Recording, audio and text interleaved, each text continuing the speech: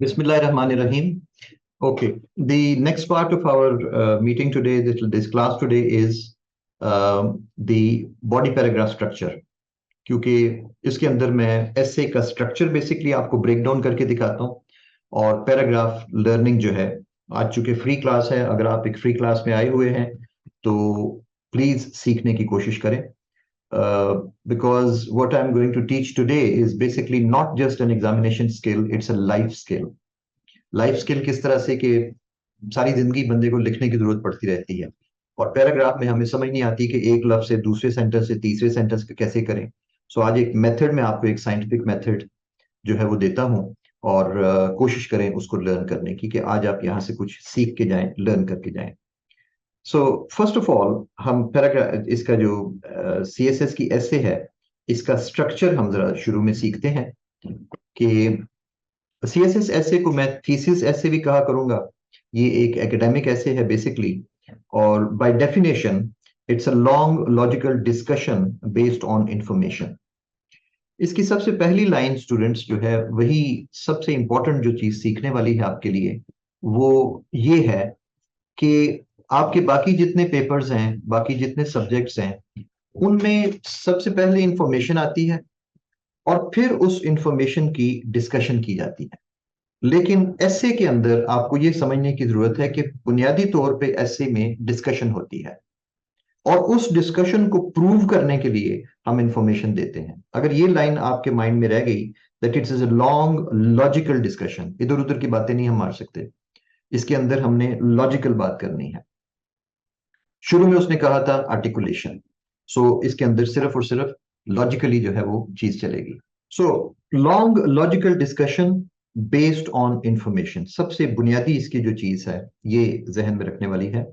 दूसरी बात यह है कि essay is all written in paragraphs in text form।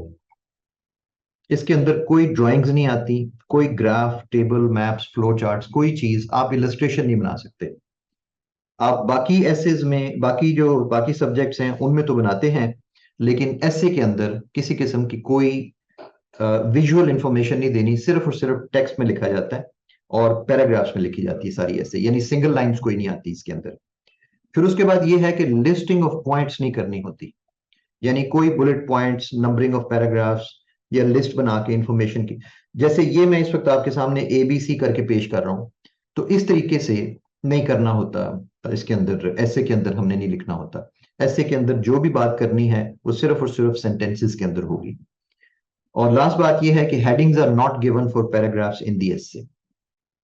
Heading sub headings outline में आती हैं, लेकिन जब ऐसे लिखी जाती है तो उसके अंदर हम हेडिंग सब हेडिंग्स जो है वो नहीं देते। ओके, अब सवाल ये है कि अगर ये पैराग्राफ्स में लिखी जाती है तो सबसे पहले तो हमें पैराग्राफ सीखने की जरूरत है, क्योंकि पैराग्राफ्स भी ऐसे के अंदर मुख्तलिफ किस्म के हैं। तो सबसे पहले हमने जो आज जो सीखना है वो है paragraph as building block of CSS essay, कि किस तरीके से पैराग्राफ्स को बिल्डिंग ब्लॉक्स की तरह जोड़ते जाएं तो पूरी ऐसे जो है वो बनती है। सो पैराग्राफ एज अ फाउंडेशन और बिल्डिंग ब्लॉक, बुनियादी जो इसका यूनिट है ऐसे का, वो बेसिकली पैराग्राफ होता है हमेशा।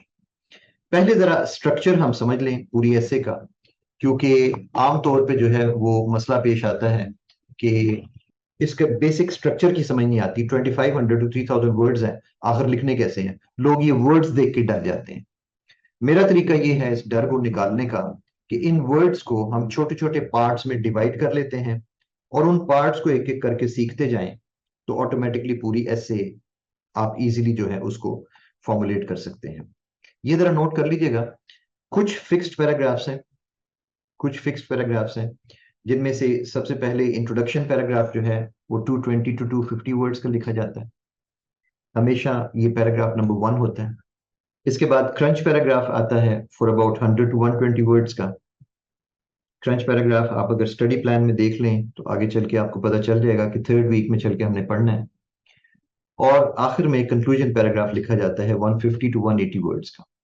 ये फिक्स पैराग्राफ्स हैं, ये हर ऐसे के अंदर होते हैं, चाहे वो आर्गुमेंटेटिव है, चाहे एक्सपोजिटरी है, चाहे वो एब्स्ट्रैक्ट है, हर ऐसे के अंदर ये पार्ट्स लाजमी होते हैं। सो मैं तरीका ये किया है मैंने कि अगर ये वाले 3 पैराग्राफ्स के वर्ड्स को, स्टूडेंट्स इसमें सेंटेंसेस या लाइंस नहीं गिनी जाती, इसमें वर्ड्स गिने जाते हैं। सो अगर हम इनको इकट्ठा कर लें तो 500 वर्ड्स तो हमारे इस फिक्स पैराग्राफ्स में जो है वो निकल जाते हैं। ठीक है। सो ये 500 वर्ड्स जो है, मेथड हमारा ये है कि इन 500 वर्ड से 2500 में से हमारे पास 5 निकल गए जो कि इन 3 फिक्स पैराग्राफ्स में लिखे जाएंगे। बाकी अब हमारे पास we are left with 2000 words. The remaining 2000 words are divided into body paragraphs. So हमने पहले देखा there are 3 types of paragraphs जो फिक्स्ड हैं। One is introduction, crunch and conclusion, and then the body paragraphs. और ये सब paragraphs के structure different है। ओके। अब अगर 2000 वर्ड्स हैं और एक बॉडी पैराग्राफ जो है वो 100 to 120 वर्ड्स का होता है, तो 100 to 120 2000 को डिवाइड करें तो we get about 16 to 18 body paragraphs.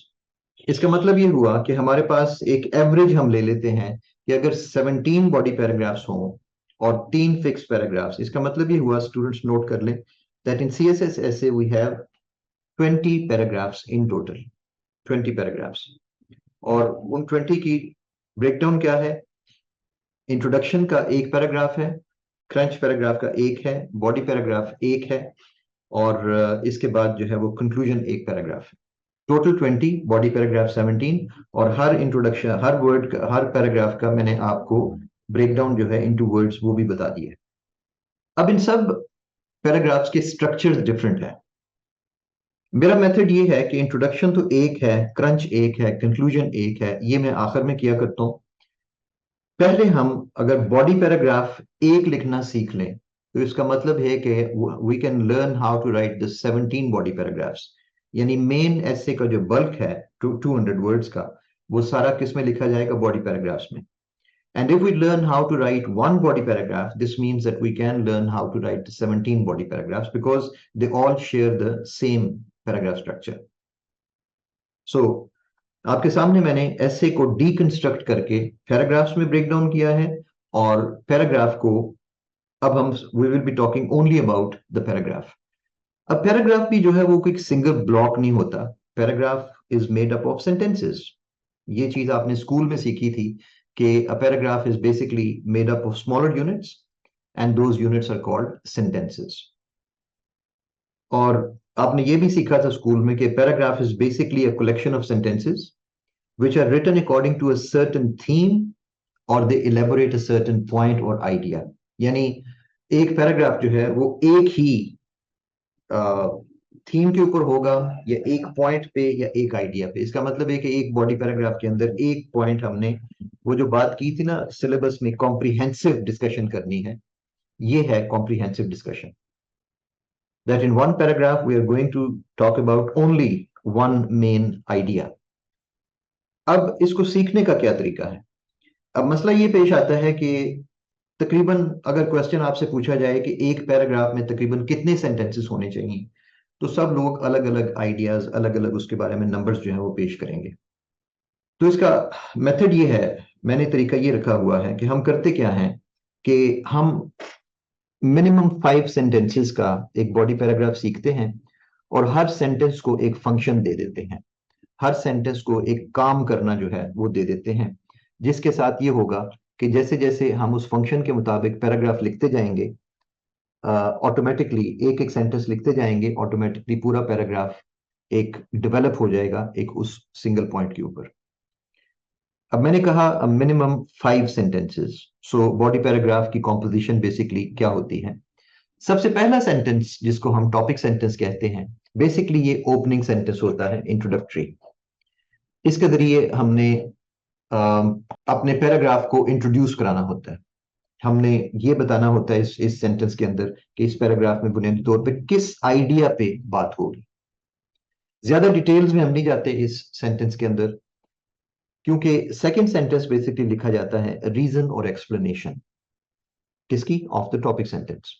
अब ये भी कोई ऐसी नई साइंस नहीं है। आपने देखा कि जब भी हम कोई बात करते हैं तो अक्सर फिर नेक्स्ट सेंटेंस में उसको एक्सप्लेन करते हैं थोड़ा सा। सो ये मेथड आपने, अब स्टूडेंट्स ख्याल रहे कि हम जो सीख रहे हैं इस वक्त ये एक एकेडमिक पैराग्राफ है। पैराग्राफ्स डिफरेंट टाइप्स के होते हैं।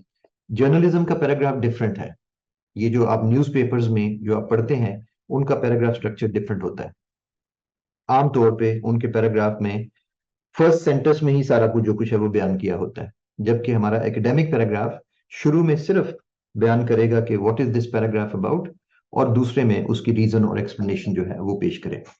It is the sentence number 3 which actually has the main point. जो मेन डिस्कस जो होता है ना, एक्चुअल डिस्कशन जो हमने करनी होती है, वो हम यहाँ पे थर्ड सेंटेंस में करते हैं। इसको हम सपोर्टिंग पॉइंट कहते हैं।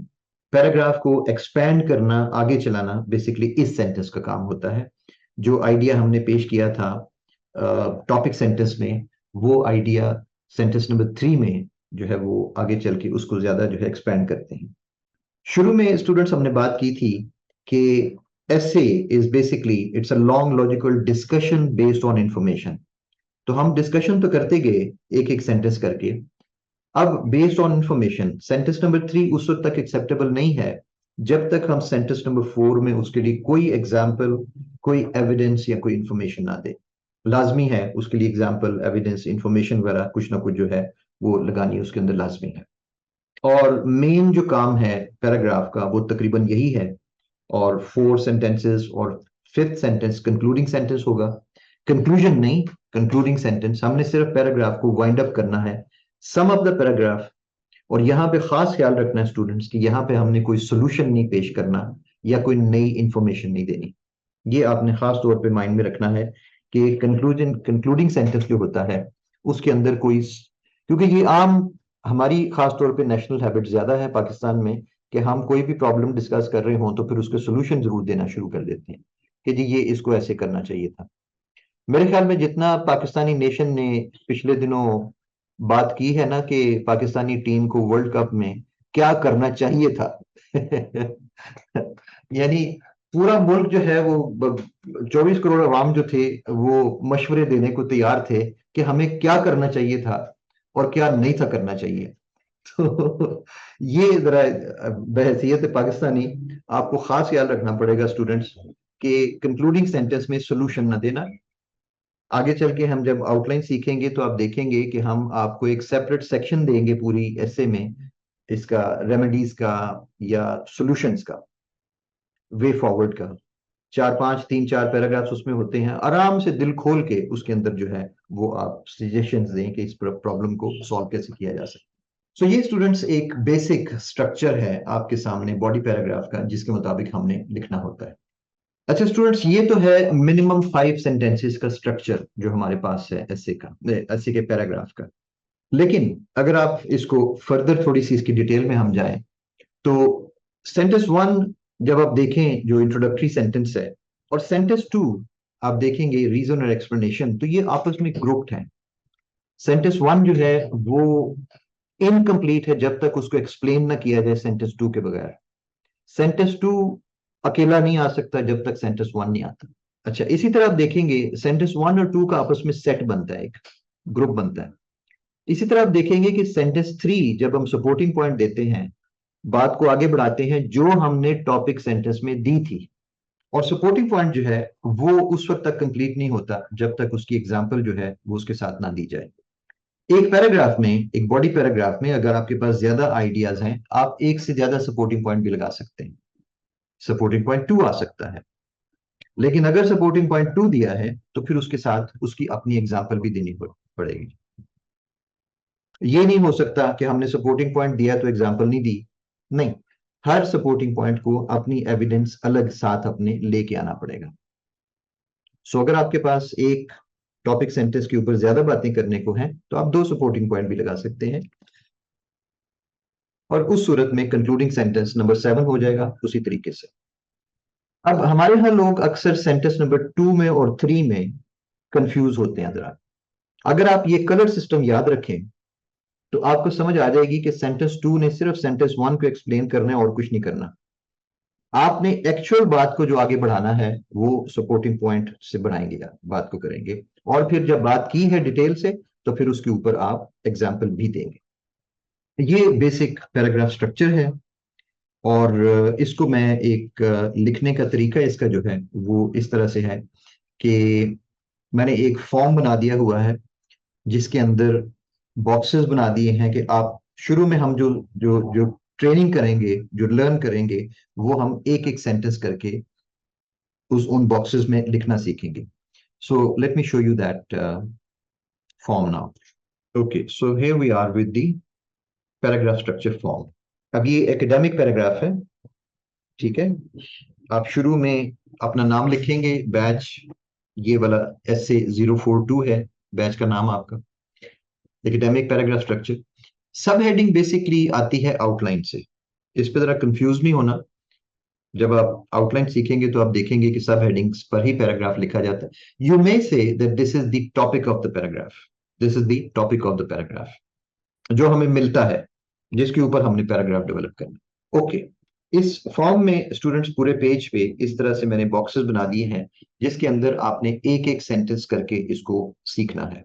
शुरू में आप इसको टॉपिक सेंटेंस लिखेंगे. आपने इस फॉर्म को प्रिंट करना है. आज मैं आपको होमवर्क दूंगा पैराग्राफ लिखने के लिए. पहले कुछ एग्जांपल्स दिखाता हूं पैराग्राफ की, जिससे आप इसको लिखना सीखेंगे.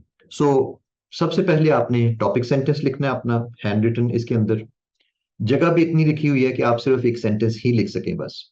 उसके बाद एक्सप्लेनेटरी और रीजनिंग सेंटेंस. फर्स्ट सेंटेंस को एक्सप्लेन करें. उसके बाद आप अपना सपोर्टिंग पॉइंट दें. एक चीज जरा स्टूडेंट्स नोट कीजिएगा, जो यहाँ पे आपके सामने नहीं लिखा हुआ. दी सपोर्टिंग पॉइंट मैं चैट में भी लिख देता हूँ आपको. The supporting point and example may have more than one sentence. अब यहाँ पे सपोर्टिंग पॉइंट लिखा हुआ है, सेंटेंस नहीं लिखा हुआ, ठीक है. आप यहाँ पे एक से ज्यादा सेंटेंस भी लिख सकते हैं. ये मैंने लिख के भेजा है इसको. सपोर्टिंग पॉइंट और एग्जाम्पल वाला जो पार्ट है, इसमें एक से ज्यादा सेंटेंसेस भी लिखे जा सकते हैं. कितने? Maximum 1 to 3. 1 to 3 सेंटेंसेस लिखे जा सकते हैं. यानी मिनिमम 1 तो होना लाजमी है. आप 2 भी लिख सकते हैं, 3 सेंटेंसेस भी लिख सकते हैं. तो ये सपोर्टिंग पॉइंट होता है, जो इंट्रोडक्शन जो कि टॉपिक सेंटेंस के मुताबिक लिखा जाता है. ओके, इसके बाद जैसे मैंने कह दिया कि एग्जाम्पल में भी आपके पास एक से ज्यादा सेंटेंस लिखा जा सकता है. स्टूडेंट्स, अगर आप सपोर्टिंग पॉइंट 2 भी लिखना चाहते हैं, SP, जो कि ऑप्शनल है, मिनिमम 5 होने चाहिए, लेकिन अगर आप सपोर्टिंग पॉइंट 2 लिखना चाहते हैं वो भी लिखें. लेकिन अगर आपने 2 लिखा है तो फिर एग्जाम्पल 2 भी देनी पड़ेगी. और आखिर में कंक्लूडिंग सेंटेंस. शुरू में हमने ये करना है स्टूडेंट्स कि जब हम आप पैराग्राफ लिख लेंगे तो अपना नंबर ऑफ वर्ड्स लिख के यहाँ पे जरूर लिखें. Note down your number of words here. और इसके वर्ड्स कैसे काउंट किए जाते हैं? आमतौर पे तो आपके पास मेथड है ना कि एक लाइन के नंबर काउंट, वर्ड्स काउंट कर लें and multiply it with the number of lines, तो वो टोटल नंबर ऑफ वर्ड्स निकल आता है. लेकिन यहाँ पे वो मेथड नहीं चलेगा. आपको 1 2 3 करके सारे वर्ड्स को अलग अलग गिनना पड़ेगा, क्योंकि ये अलग अलग सेंटेंसेस हैं. और वर्ड्स को जब हम काउंट कर रहे हैं तो ख्याल रखिएगा कि वर्ड्स में सारी चीजें आती हैं.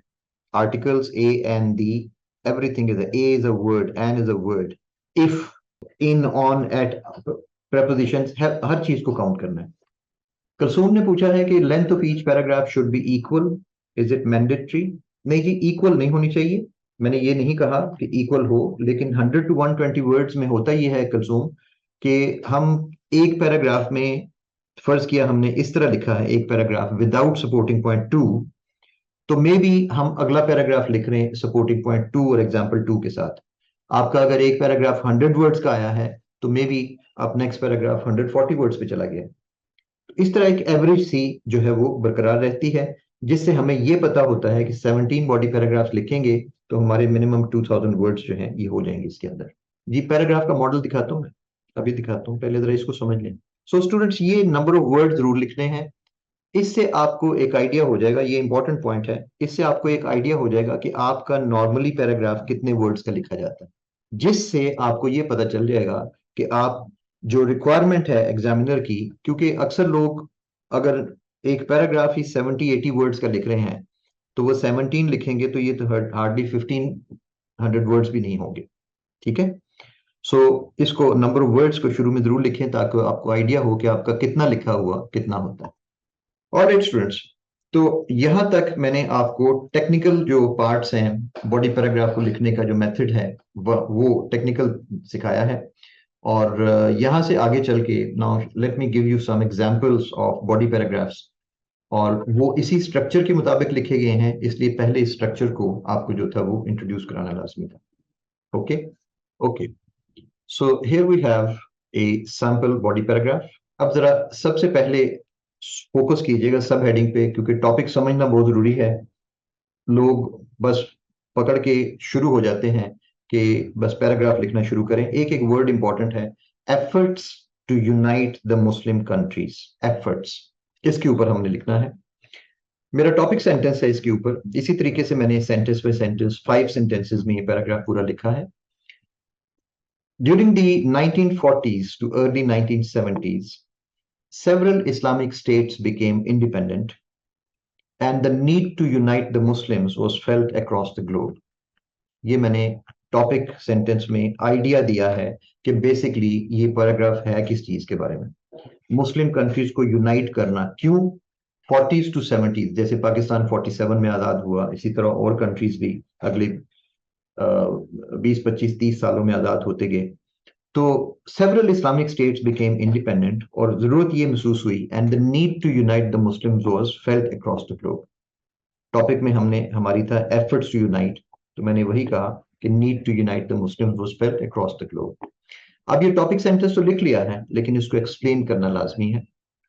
सो सेकंड सेंटेंस मेरा explanatory sentence, the effort was that Muslim states should form an Islamic bloc. आखिर इनको इकट्ठा करना क्यों जरूरी था?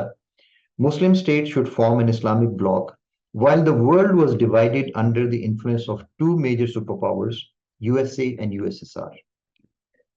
ये वजह दी है, रीजन दी है। टॉपिक सेंटेंस में हमने कहा था नीड टू यूनाइट, तो ये नीड टू यूनाइट क्यों थी? इसलिए कि ये जमाना था सारा कोल्ड वॉर का, और आपको पता है पहले कोल्ड वॉर के दौरान यूएसए एंड यूएसएसआर दो ही दुनिया में सुपर पावर्स होती थी। सो सारी दुनिया के मुल्क जो थे वो डिवाइडेड थे, कोई यूएसए को फॉलो कर रहे थे, कोई यूएसएसआर को। तो मुस्लिम स्टेट्स ने ये सोचा कि हम बजाय इसके कि इन सुपर पावर्स को फॉलो करें, हम अपना एक इस्लामिक ब्लॉक जो है वो बना लेते हैं।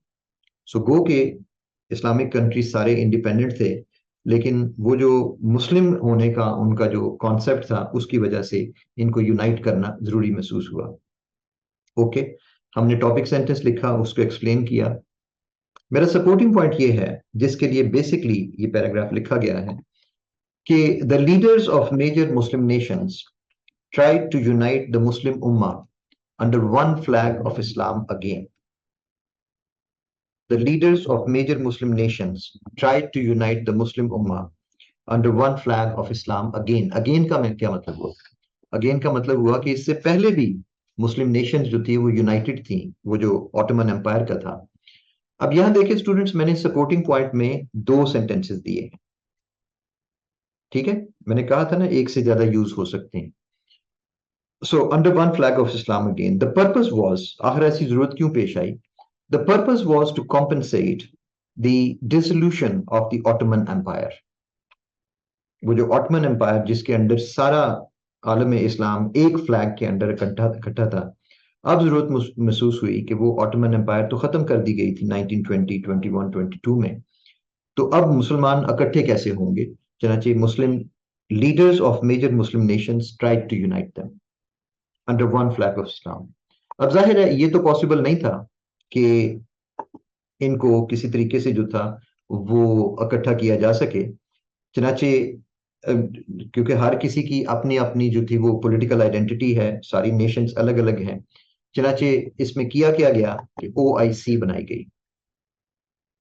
As a result of this desire, Organization of Islamic Cooperation, OIC, was established and its first meeting was held in 1969 in Rabat, Morocco. As a result of this desire, so अब हमने ये देखे ना, ये बात तो कर दी हमने ये सारी, लेकिन जब तक इसको फैक्ट के साथ, ये मुमकिन है मेरे अपने आइडियाज हो सारे, लेकिन रियलिटी के साथ लिंक करना बहुत जरूरी है। जब तक हम रियलिटी से लिंक नहीं करते इसका मकसद कोई नहीं। तो रियलिटी ये है कि फिर OIC बनी और उसकी फर्स्ट मीटिंग हुई 1969 में रबात में, मोरक्को में। सो एग्जाम्पल एविडेंस में स्टूडेंट्स हम क्या करते हैं, यहाँ पे कोई ना कोई फैक्ट्स, स्टेटिस्टिक्स, कोई ऐसे रियल लाइफ जो है वो जो हो फैक्ट्स हैं वो पेश करने होते हैं। और ये रियल लाइफ फैक्ट्स हैं कि 1969 रबात मोरक्को एवरीथिंग ओआईसी हमारे सामने मौजूद है। सो हमने फैक्ट के जरिए अपने सेंटेंस नंबर 3 को सपोर्ट किया है, सब्सटेंशिएट किया है। और सेंटेंस 3 हमने कहा किसको एक्सप्लेन किया था? सेंटेंस 1 को। बस ये पैराग्राफ पूरा हो गया, इतनी ही बात करनी थी। This shows that the efforts to unite the Muslims were not only conceived theoretically, सिर्फ बातें नहीं करते रहे, बट द मुस्लिम उम्मा also took practical steps to achieve that goal. So हमने कंक्लूडिंग सेंटेंस में नई बात कोई नहीं की, ऊपर जो बातें की गई थी उन्हीं को सिर्फ हमने वाइंड अप करके, सम अप करके इसको सारे को वाइंड अप किया। जी स्टूडेंट, समझ आती है किस तरीके से पैराग्राफ जो है वो सेंटेंस बाय सेंटेंस कैसे डेवलप किया गया? यस उस्मान कराचा, यू आर राइट कि सेंटेंस नंबर 2 में why and how of the topic sentence answer करना है। एग्जैक्टली जी। कंक्लूडिंग सेंटेंस को कह रहे हैं कि दोबारा एक्सप्लेन करें। कंक्लूडिंग सेंटेंस को लिखने का तरीका नहीं, कंक्लूडिंग सेंटेंस का मतलब ये होता है कि हमने ऊपर जो भी बात की है अब उसको सम अप करके हम दोबारा पेश करेंगे। This shows that the efforts to unite the Muslims were not only conceived theoretically, सिर्फ लफ्जी बातें नहीं करते रहे वो, बल्कि मुस्लिम उम्मत ने उसकी प्रैक्टिकल स्टेप्स भी लिए और ओआईसी बना के बाकायदा मीटिंग्स भी की फर्स्ट 1969 में रबात में मोरक्को में। ओके अलीना मेहरा, इसके ऊपर मैं एक और एग्जांपल स्टूडेंट्स आपको देता हूं। Give you another example. Mariam Mumtaz पूछ रही हैं cohesion to the next paragraph. नहीं बेटा, इस वक्त मैं आपको कनेक्टेड पैराग्राफ लिखने नहीं सिखा रहा। I am just teaching you how to write one single paragraph. हम लोगों का मसला ये है कि हम हर वक्त बड़ी बड़ी चीजें सीखने की कोशिश करते हैं। टीचर का काम यह होता है कि उसको छोटे छोटे पार्ट्स में करके सिखाए। तो काइंडली इस चीज को सोचें, समझे जरा।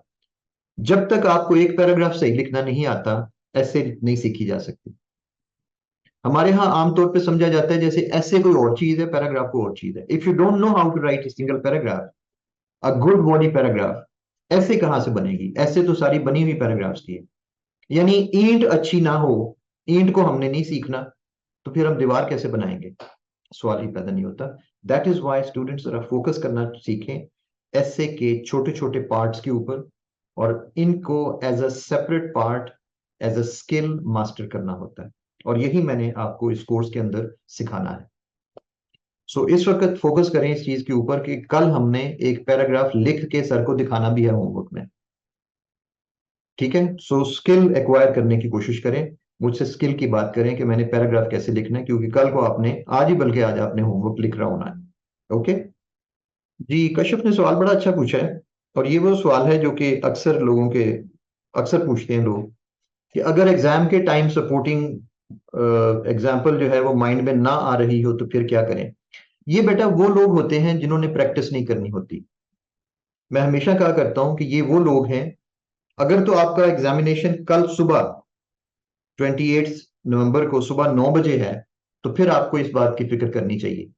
जैसे मैंने पहले आपसे कहा कि अब आपने इस तरह के बॉडी पैराग्राफ्स लिखने सीखने हैं और इनकी प्रैक्टिस करनी है, और रेगुलरली एक्स्ट्रा चेकिंग ग्रुप में इनकी चेकिंग करवानी है। तो आप ये ना कहें कि जी अगर दिमाग में ना आ रहा हो, नहीं, हमने उससे पहले प्रैक्टिस इतनी कर लेनी है कि ऑटोमेटिकली दिमाग में ये चीजें आ रही होंगी। और सपोर्टिंग पॉइंट कैसे आएगा आगे चल के, जब हम आउटलाइन लिखनी सीखेंगे, वहां पे ब्रेनस्टॉर्मिंग के वक्त ये चीज भी आपको सिखाऊंगा कि सपोर्टिंग पॉइंट कैसे निकलता है। Okay okay students, here is another body paragraph. आप जरा सब हेडिंग पे गौर करें, क्योंकि सारा काम सब हेडिंग के ऊपर फोकस करना होता है। ये पैराग्राफ है ब्लीक पीस प्रोस्पेक्ट्स इन अफगानिस्तान। ओके, अब स्टूडेंट्स रूल ये है, जरा लिख लें जरा इसको अपने पास। पहले पैराग्राफ में मैंने इसको फॉलो नहीं था किया, नहीं था करवाया आपसे। जरा लिख लें, रूल ये है कि the topic sentence must include all the words of the subheading, all the words of the subheading। अच्छा जी, इसका फायदा यह है हमें कि अब हमारा टॉपिक सेंटेंस और पैराग्राफ बिल्कुल आपस में कनेक्टेड होंगे। ये पिछले पैराग्राफ में मैंने प्रैक्टिस नहीं था किया, वहां पे सिर्फ मैं आपको सेंटेंस बाय सेंटेंस पैराग्राफ चलाना जो था वो सिखा रहा था। जैसे यहाँ पे हमारा टॉपिक है ब्लीक पीस प्रोस्पेक्ट्स। जी अमार जुनेजो पूछ रहे हैं कि क्या ये रेपिटेटिव नहीं होगा। बेटा ये जो चीज है ना, ये जो सब हेडिंग है, ये ऐसे में नहीं लिखी जाती। ये आउटलाइन थी जो आप शुरू में लिख आए हुए हैं, और सब हेडिंग के मुताबिक एक एक पैराग्राफ लिखना है, सो रेपिटेशन कैसी। ओके, ब्लीक पीस प्रोस्पेक्ट्स इन अफगानिस्तान। अब देखिएगा कि क्या ये सारे वर्ड स्टूडेंट्स यूज हो गए हैं अगले सेंटेंस में। ब्लीक पीस प्रोस्पेक्ट्स इन अफगानिस्तान, सारे वर्ड्स, इससे आपको टॉपिक सेंटेंस बनाना भी आसान हो जाता है। The prospects of establishing peace have mostly been bleak in Afghanistan. अब हम अपना पैराग्राफ जो है मीनिंग की तरफ आ जाते हैं। हमने उसी सब हेडिंग को लेके bleak peace prospect in, the prospects of establishing peace have mostly been bleak in Afghanistan. मेरा रीजनिंग और एक्सप्लेनेटरी सेंटेंस ये है। अब देखिए सारे लोग अफगानिस्तान में पीस की कोशिश कर रहे हैं, मैं कह रहा हूं कि नहीं जी, इसके चांसेस कोई इतने ब्राइट नहीं है, ब्लीक है। The reason is that throughout the history of this country Afghanistan has seen little peace in its totality. So मेरी रीजन ये है, मैंने क्यों कहा कि जी यहाँ पे अमन कायम होना मुश्किल है, इसलिए कि हिस्ट्री में हमें इसकी एग्जाम्पल नजर नहीं आती।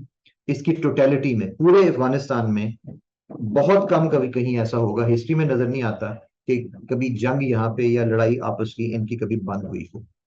अच्छा, सपोर्टिंग पॉइंट मेन जिसकी वजह से ये पैराग्राफ लिखा गया है, सपोर्टिंग पॉइंट ये है कि the land of Afghanistan with its mountainous terrain is somewhat responsible for the warring history of this country. असल में क्या है, कहा यह जाता है कि अफगानिस्तान के लोग बड़े जंगजू हैं, वॉरियर्स हैं। यहाँ पे आइडिया जरा डिफरेंट पेश किया गया है। यहाँ पे ये कहा गया है कि अफगानिस्तान की लैंड ऐसी है माउंटेनस, कि सारा पहाड़ी इलाका है, शायद इसकी वजह से यहाँ पे जंग जो है वो हमेशा चलती रहती है। क्यों? It comprises ethnically different people who are isolated, who live isolated in different valleys and plains. Afghanistan में एथनिकली डिफरेंट पीपल जो हैं वो रहते हैं, अलग अलग एथनिसिटीज के लोग, और वो कोई वैलीज में है, कोई प्लेन्स में है। वैलीज का मसला क्या है कि वैलीज में बड़े सिटीज तो होते नहीं हैं, हो नहीं सकते, दरमियान में ऊंचा पहाड़ है, दूसरी तरफ दूसरी आबादी है, और अगर कम्युनिकेशन ना हो तो सदियों तक पता नहीं होता कि दूसरी तरफ कोई रहता भी है कि नहीं। चनाचे आइसोलेशन बहुत ज्यादा है। अच्छा, इसको इसको बात तो हमने कर दी, लेकिन जब तक अब इसके लिए मैं प्रॉपर एविडेंस नहीं देता उस वक्त तक ये बात भी मानी जाने वाली नहीं है। यहाँ स्टूडेंट्स मैंने 2 सेंटेंसेस यूज किए हैं सपोर्टिंग पॉइंट में, जबकि मेरी एविडेंस जो है उसके अंदर 3 सेंटेंसेस है। ये देखिएगा, देयर आर 3 सेंटेंसेस। ठीक है, हमने कहा था सपोर्टिंग पॉइंट और एविडेंस में एक से ज्यादा सेंटेंसेस आ सकते हैं। ओके, अब अपनी बात को साबित मैं यूं कर रहा हूं कि Afghanistan comprises 34 provinces, each one of which is ruled by 1 or 2 dominant tribes। 34 सूबे हैं, छोटी सी आबादी है, 4 करोड़ से कम उनकी आबादी है, लेकिन वो भी 34 सूबों में बटे हुए हैं, और हर सूबे पे it is dominated by 1 or 2 dominant tribes। These tribes in different provinces are mostly at daggers drawn with each other। इनकी आपस में बनती भी नहीं है फिर। Whether the dispute is territorial, cultural, social or religious, it is mostly settled in militant style। यानी वहां पे कल्चर ही नहीं है आपस में बैठ के बात करने का, चाहे किसी भी तरह का डिस्प्यूट हो उनका, चाहे टेरिटोरियल है, कल्चरल है, सोशल है, रिलीजियस है, उसको मिलिटेंट, बस जी हम लड़ के फैसला करेंगे कौन सही है कौन गलत है। चनाचे मैंने अपनी बात साबित की है। Hence the desire of peace in Afghanistan is not supported by historical evidence. History में हमें इसकी एग्जाम्पल नहीं मिलती। अब अगर ये आपस में मिलकर बैठ जाए तो एक अलग बात है, लेकिन कम से कम हिस्ट्री में एग्जाम्पल नहीं है इसकी। ये 130 वर्ड्स का पैराग्राफ लिखा गया है, थोड़ा सा लेंथी हो गया है। अच्छा स्टूडेंट्स, अब आपने ये देखा कि पैराग्राफ किस तरह से सेंटेंस बाय सेंटेंस चलता है। स्टूडेंट थोड़ा सा जरा जवाब दीजिएगा, मुझे आपकी तरफ से जवाब कोई नहीं आ रहा। You see how we move the argument sentence by sentence. हमें अगर ये पता चल गया है कि टॉपिक सेंटेंस के बाद रीजन देनी है, फिर मेन पॉइंट देना है, फिर उसकी एग्जाम्पल देनी है, और उसके बाद उसको वाइंड अप करना है, तो डू यू थिंक इस तरह से पैराग्राफ लिखना आसान हो जाता है, तरीका आ जाता है पैराग्राफ लिखने का। ये है वो आर्टिकुलेशन जिसका सिलेबस में जिक्र था। एक और अच्छी चीज जो है वो जरा जहन में रखने वाली होती है इसके बारे में कि a good paragraph a good paragraph is just like a mini essay. It's just like a mini essay. यानी अगर आप इसको गौर से देखें तो हमें लगता है कि जैसे ये पूरा जो है वो टॉपिक है ऐसे का, और ये छोटी सी ऐसे हमने इस पे पढ़ी है, ये उसका इंट्रोडक्शन है, ये उसकी बॉडी है, ये उसकी उसका कंक्लूजन है। और चिनाची, this is the method by which you move the paragraph sentence by sentence. ये स्टूडेंट्स, ये मेरी एक्सप्लेनेशन जो है ये कंप्लीट हो गई है। अब मैं आपको जरा होमवर्क देता हूँ, और मैं आपके क्वेश्चंस देख रहा हूँ बेटा। देखिए, मैं एक चीज को क्लियर कर दूं स्टूडेंट, जरा आप क्वेश्चंस पूछ रहे हैं कि अगर किसी की ग्रामर हो वीक और वोकेबलरी वीक हो तो फिर वो क्या करें। बेटा मैं शुरू शुरू में क्लियर कर दूं, वैसे तो कमर्शियल किस्म की, मतलब आपने मेरा कोर्स जो है वो ज्वाइन करना है या किया हुआ है तो लोग मशवरा तो नहीं देते, लेकिन आप पहले अपनी इंग्लिश थोड़ी सी ठीक कर लें फिर ये कोर्स ज्वाइन कीजिएगा। ये जो बाज लोग आ जाते हैं ऐसे राइटिंग में कि जी इसी बहाने हमारी इंग्लिश ठीक हो जाएगी, आपने देख लिया पूरा स्टडी प्लान, मैंने कहीं पे आपको ग्रामर नहीं दिखाई कि मैंने ग्रामर आपकी इंप्रूव करनी है। ये ऐसे का मतलब है, ये एप्लीकेशन है। मैं आपको दवाई बनाने का तरीका नहीं सिखा रहा, दवाई दे रहा हूं खाने के लिए सिर्फ। लेकिन आप कहते हैं कि नहीं हमें अभी बनानी भी नहीं आती, तो फिर पहले बनाने का तरीका सीख लें। ये बड़ा एक लाजमी पॉइंट है जो बेशुमार प्राइवेट कोर्सेज में लोग छुपा जाते हैं कि नहीं जी आप ऐसे पढ़ें आपको इंग्लिश आ जाएगी। नहीं, इंग्लिश नहीं आएगी। इंग्लिश सीखना एक अलग चीज है स्टूडेंट्स, ये इंग्लिश की एप्लीकेशन। और सीखने के लिए मेथड आपको शुरू में बता दिया है, रेमंड मर्फी की जो बुक है इंग्लिश ग्रामर की, आप जरा लें तो सही ना। आप उसकी एक एक दो दो एक्सरसाइजेज रोजाना करें तो सही ना, फिर देखें इंग्लिश इंप्रूव होती है कि नहीं होती। हाँ, अगर आपने इन बातों पे मशवरा नहीं करना तो फिर जाहिर है मेरे पास कोई सोल्यूशन मौजूद नहीं है, मैं तो सिर्फ जुबान से आपको मशवरा ही दे सकता हूँ ना। और मेरा 28 ईयर्स का एक्सपीरियंस है सीएसएस को पढ़ाने का, और मुझे पता है, और वैसे मुझे ग्रामर पढ़ाते 40 ईयर्स हो गए हैं, मुझे पता है कि कौन सी किताब है जिसके जरिए लोगों की इंग्लिश ठीक हो सकती है। लेकिन बेटा इंग्लिश तो आपने सीखनी है ना, मैंने तो नहीं सीखनी। एफर्ट किसकी तरफ से आएगी जरा मुझे ये भी बता दीजिएगा। एफर्ट किसकी तरफ से आएगी, मेरी तरफ से आनी है कि आपकी तरफ से आनी है। एफर्ट जाहिर है आपकी तरफ से आनी है। Okay, so here we are with the, ये आपका होमवर्क नंबर 1 है। स्टूडेंट जरा अब फोकस करें पैराग्राफ राइटिंग के मेथड के ऊपर, काफी मेहनत से आपको सिखाया है, जरा इसके ऊपर जरा फोकस कीजिएगा प्लीज। अभी ये मैं एकेडमिक पैराग्राफ स्ट्रक्चर का फॉर्म जो है ये भी आपको ग्रुप में भेज देता हूँ। आज आपका जो पहला होमवर्क है वो ये है, ये जरा नोट कीजिएगा, और ये कल आपने क्लास में मुझे दिखाना है ये करके। सब हेडिंग है negative effect of social media on youth. Negative effect of social media on youth, आसान सा टॉपिक आपको दिया है क्योंकि सोशल मीडिया के ऊपर हम आम बात करते हैं, और यूथ की जो नेगेटिव इफेक्ट आ रहा है इसके ऊपर भी आम बात होती है, कोई ज्यादा कोई साइंटिफिक किस्म का टॉपिक नहीं है। अच्छा जी, अब एक चीज जो आपके सीखने वाली है स्टूडेंट्स, वो ये है कि पैराग्राफ का टॉपिक बड़ा लिमिटेड सा होता है हमेशा। ये जरा अब लास्ट पॉइंट जो मेरी तरफ से आपने नोट करना है वो ये है। इसको सबमिट करवाने की जो सारी डिटेल्स हैं वो मैं अलग से लिख लिख दूंगा कि कैसे करना है, जरा ये वाला पॉइंट जरा थोड़ा सा देखिएगा। पैराग्राफ का टॉपिक हमेशा बड़ा लिमिटेड सा होता है। अक्सर स्टूडेंट्स के साथ प्रॉब्लम क्या पेश आती है कि वो एस्से का टॉपिक उठा के उस पे पैराग्राफ लिखने की कोशिश करते हैं। फॉर एग्जाम्पल, किसी स्टूडेंट ने शिकायत की कि सर पैरा लिखा ही नहीं जा रहा मुझसे। क्या टॉपिक है? Pros and cons of globalisation.